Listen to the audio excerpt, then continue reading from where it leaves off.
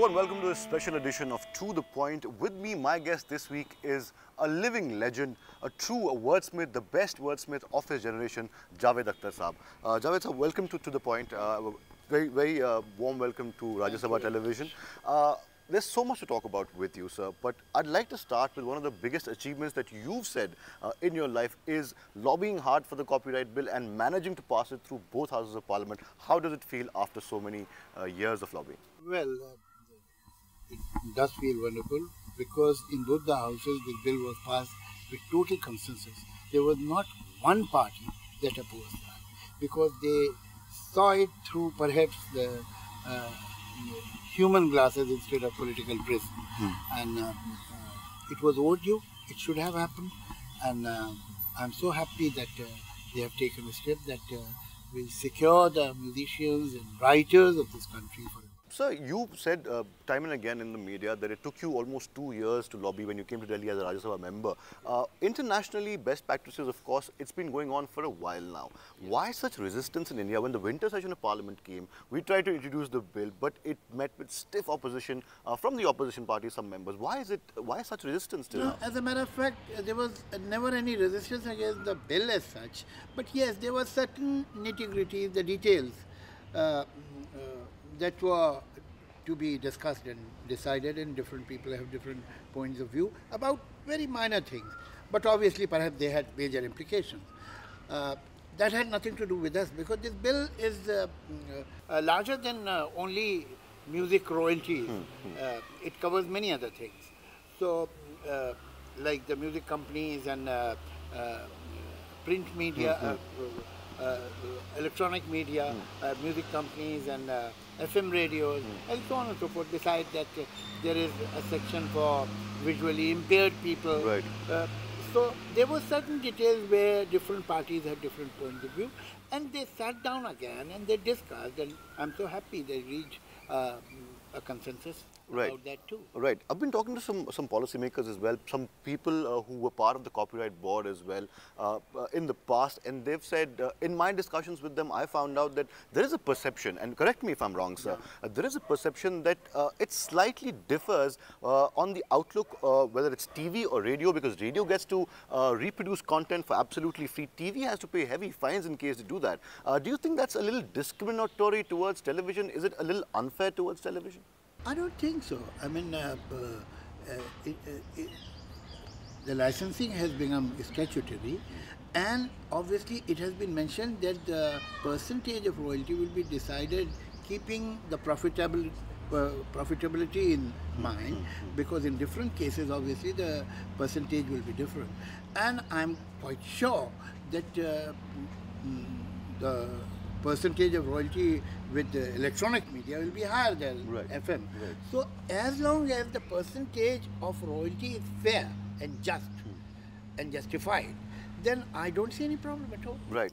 Sir, it obviously has passed through the Lok Sabha as well. Very good news for all of us, and especially creative minds in the country who work really hard always get their due. But what I wanted to ask you was, is it, according to you, obviously it's going to change the industry. What sort of change do you envisage in terms of how creative minds work, especially in the Hindi film industry? I don't think there is going to be any major change as such, because you see, on paper these royalties existed anyway.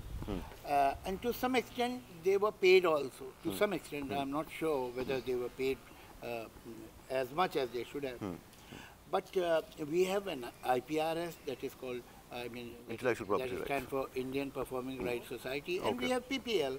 So the very existence of these two societies tells you that we accept that there are two royalties generated when a cassette or CD is played on radio or television. One is sound recording, another is performing rights royalty. Right. And in all of our contracts, performing rights were taken away from us. Obviously, you take away something which exists, which is there, otherwise why would you ask for it? So now the government has said that the authors include composers and writers, cannot give away their right to royalty. They can give away their copyright, but not right to the royalty. Obviously a big step that becomes non-assignable and non-waivable. Right, right. That's about all. So as a matter of fact, whatever being said that we are doing now, we'll have to do it in real sense. Absolutely. I was reading somewhere as well, sir, this after the Lok Sabha passed the bill, there were some comments from singers especially, down south especially, saying that even though the bill is passed, the music lobby, the music channel lobby, the music industry is very strong and they have the immense legal manpower, the legal eagles at their disposal to find loopholes in the bill and try and come around it. Do you think that's going to happen? Is there a danger of the music industry actually trying to find loopholes? There are certain people who would rather not like to pay as long as they can help it, but I'm afraid this bill is fairly foolproof in this matter. And but then, I mean, it's a free country. You have a judiciary, you have courts open to everybody, and they have all the right to go there. I mean, who am I to say they shouldn't do it? Absolutely, absolutely. You also mentioned in your speech, I was watching the speech in Rajya Sabha you made on the day when it was tabled in the Rajya Sabha. You mentioned a lot of famous composers and singers of yesteryears. I think you mentioned O.P. Nair Saab and how he spent the end years of his life doing a homeopathy and sustaining his life through that. Isn't it sad that it had come to that? Legends like Mr. O.P. Nair, legends like other music directors who worked and gave Indian cinema and Indian music industry so much had to go through because we didn't have a bill like this in place. Do you think it's come a little too late in the day?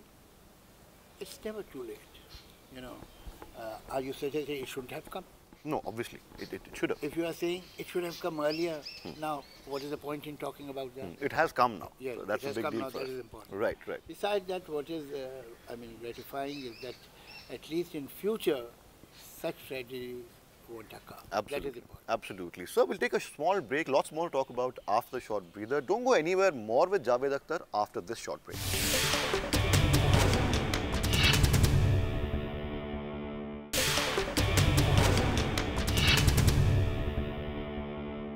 Welcome back to The Point. Javed Akhtar is my guest this week. Sir, when the Jaipur Lit Fest started, there was this huge controversy over why or should Salman Rushdie be allowed to come or not.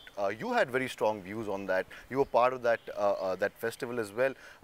For the benefit of our viewers, reiterate one more time why you thought Salman Rushdie should have come and how the whole episode played out, and you weren't quite happy with it, were you?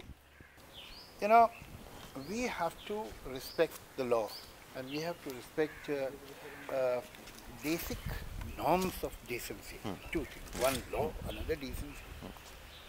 You know, Salman Rushdie some more than 20 years back had written a book which was banned in India. Now whether it should have been banned or it should not have been banned, that is another discussion. This is not the debate at the moment. So the book is banned. Nobody should quote that book. Nobody should read it out in public. If you think it is wrong, go to the court, challenge the verdict. Challenge this ban. Fine. Now, what is banned is the book, not the author. Tomorrow I make a film which, because of some reason, censor board thinks that this is obscene or offensive or whatever, and it bans my film. Right. So the film is banned. Right. I am not banned. Absolutely. Salman Rushdie is not banned. A particular book written by him is banned. The other books that he has written are not banned. Right. They can be sold, they Right. can be quoted, they can be read, or whatever. Now, if somebody is saying that that particular book that is banned should not be read out, he is right. And people who did that were wrong. But there were people who But actually... at the same time, people who were saying Salman Rushdie should not be allowed to come were wrong. He is not banned. Right, right. So why are you stopping him? So two questions. Do you think when the government responded, in the manner that they responded, do you think... I have no idea how government responded. I don't have any detail of it. I only came to know that he's not coming. Now, whether the government told him not to come, whether he himself decided, whether the organizers told him, I have no idea. Do you have any idea about it? Well, there are certain theories in the media which theory, there is a difference between information and theory. Right. How can we discuss in... I wouldn't like to go into that. But sir, also, you made a point in a television interview that you had given, I think in February or March, and I was watching. You had said that even, like you just said right now, even though author's book is banned, the author is not banned. Fundamentalists, especially this fringe group that exists in our country. There are two fundamentalists. There were two fundamentalists. One who was saying he should not come. another who read out Absolutely my the point. banned book. Absolutely my Both point. of them are equally wrong. Both of them are equally wrong. You think that books should not be banned? This is not the way. You are doing something which is illegal. Go to the court and challenge the ban. Right. That is right. You have the right to do that. Right. But at the same time, you are as unreasonable as these people are. These people think that Salman Rushdie and banned book are one identity. Right, right. You are proving them right by insisting on that particular book and reading that to you also, Salman Rushdie and the banned book are one identity. So you are one of the luminaries of Indian writing, if I could call it that, film writing, creative powerhouse in the film industry for the past 30 years. Where do you think our freedom of expression in this country, has it come a long way? Do you think it's slightly better now than what it used to be 10 years ago? I'm not too sure about it. You see, there are two censoring agencies. One is the censor board or the government, other the society. So often a film is removed or a book is removed from a syllabus, from a university, from a college, from a library, not because the government is saying it. Because fringe groups of the society. Fringe groups of the society. Right. Every time the extremist stands up and the society covers down. Right. So that is bad. That is wrong. Your thoughts on the recent cartoon controversy, sir? This also played out and sent out a very bad image to the world of what India really is. What happens is a matter of competition. You know, no fundamentalist wants to be out-fundamentalized by the other fundamentalist group. So it's a kind of a competition. Right. Let's say, prove who is more fundamentalist, you or me. Right. That is what is happening. Right. And that's obviously very sad, not just for our democracy, but also our parliament. It completed 60 years this time around. Don't you think the conduct of our politicians who are in parliament right now, in both the houses, I'm not saying one house or the other house, is slightly below par or below what it should be? Because parliamentarians obviously are the ones who make laws and everyone sees what happens on television. Don't you think that's a little sad? And our politicians who are in parliament need to raise their game a little bit?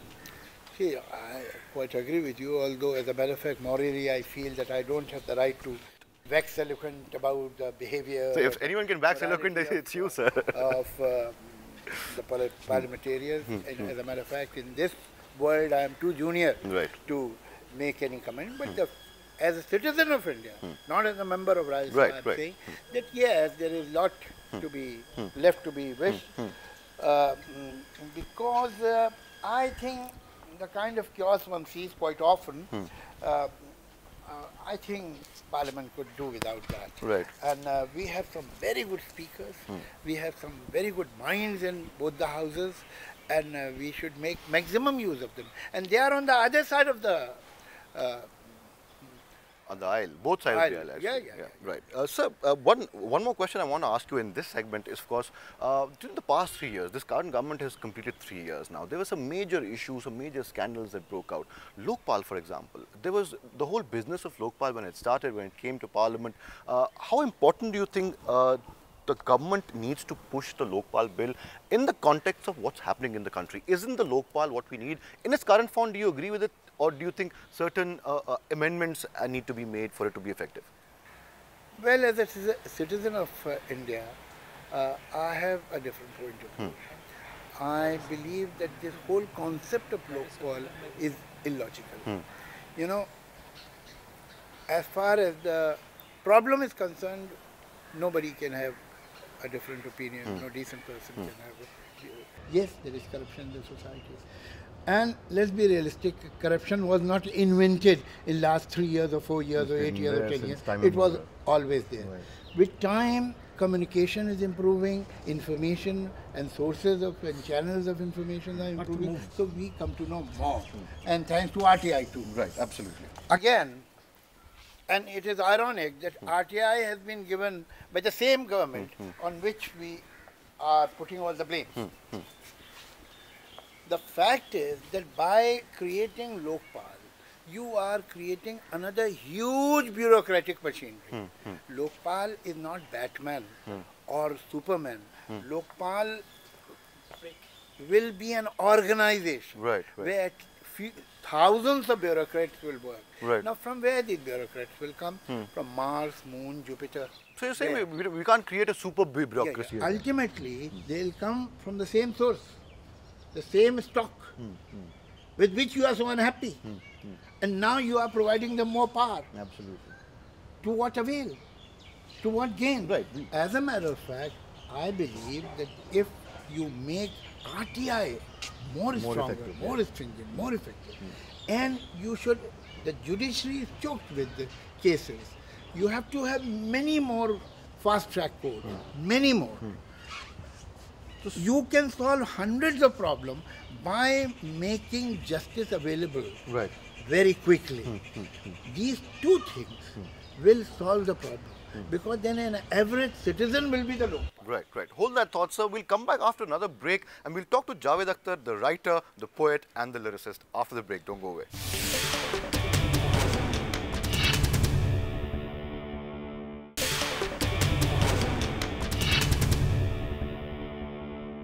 Welcome back. Still in conversation with Javed Akhtar Saab. Javed Saab, like I said before, you've been a powerhouse of creativity in the film industry before. How do you see the industry? How has it evolved, especially script writing? And since you're a lyricist and a poet as well, do you see the Hindi film industry moving in a better creative direction than, say, 20 years ago?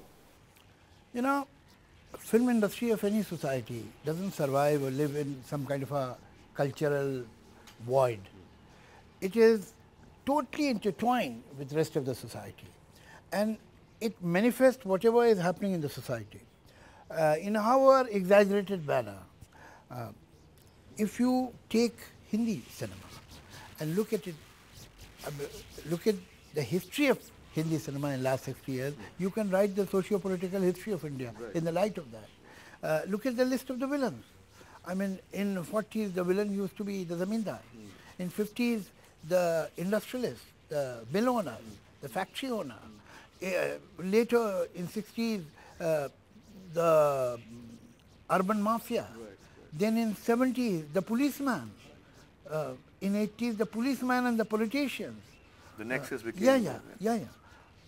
So what happens that whatever happens in the society and whatever the aspiration or apprehension of the society is, it will manifest itself in all forms, including commercial cinema. Now, in 80s, a kind of a aesthetic and cultural dip can be seen in Hindi cinema, whether the story, performances, or the music, lyrics, Sarkai Le Khatiya and all. 80s was the worst time of Indian politics also. You had the ugliest form of politics in 80s and early 90s. With time, things have changed. Corporatization has changed priorities. Some kind of at least skin deep sophistication is coming in the society. Right. And you see that skin deep sophistication in cinema too. Cinema has become suave, Better package. but as a matter of fact, it still has to gain intellectual depth that it lost in 70s. But do you see that's happening with the new breed of filmmakers coming? First we had the Brat Pack, now we have a post-Brat Pack. Your son Farhan Akhtar has made movies that the whole of India likes. Do you think that intellectual depth is coming soon? Things are changing and I am very optimistic about the future. I think the next generation, in next 10 years, you will see much better films. As a matter of fact, now you are seeing great films like Kahani and Vicky Donor and Udan and Zindagi Na Milegi Dobara and many pictures which are totally different. Pan Singh Tomar, Absolutely. Sahab Bibi or Gangster. These are wonderful films. Right. I mean, one feels proud of these films. Sir, your book has just released, your second book, Lava, after Tarkash. I think it's your second book. Tarkash has also been translated into Marathi. Obviously, a great achievement there as well. Tell us about Lava. What is it a culmination of? Well, Lava is a selection of the poems and ghazals that I had written in last 16, 17 years. And obviously, over a period of decade and a half, at different points of time, you have different moods, different concerns, different thinking, and so on. So these are different topics on which I have written. So I don't think there is one particular theme that runs across, but yes, it looks around. Unlike my first book, Tarkash, where perhaps there was more nostalgia and more about what is near or around or was there. Uh, this has more a bigger canvas. You're saying it's more observational. More. Right. Sir, also, if you could, maybe perhaps towards the end of the show, you could recite a few couplets for us. But before that, I want to ask you this. What was more creatively satisfying, your first book, Tarkash, or Lava? No, you can't measure it that way. When I'm writing a poem or I'm writing a lyric or I'm writing a ghazal, I'm writing because I genuinely want to write it. And I try my best to do as well as possible. Now it is for others to decide. All that I have written, I mean, this was not commissioned work. I have written because I genuinely wanted to write it. Right. And if I genuinely wanted to write it, obviously it will give me some kind of satisfaction when I'll write it. Right. So now, how much I have been able to succeed in conveying what I was trying to do is for others to decide. So it's a very bad segue as a journalist, but I want to ask you this question before we end the show. You had spoken a while back about how when the UP elections were near, you had spoken about when the Congress party spoke about quotas within quotas and Muslims getting quotas as well. You had spoken a very firm line against it. What are your views on the sub-quota right now? I'm sorry I'm making a very bad segue, but I had to ask you this question. No, fair enough. I believe some people say that the quotas should not be reservation, should not be on religious lines. Right. I totally agree with that.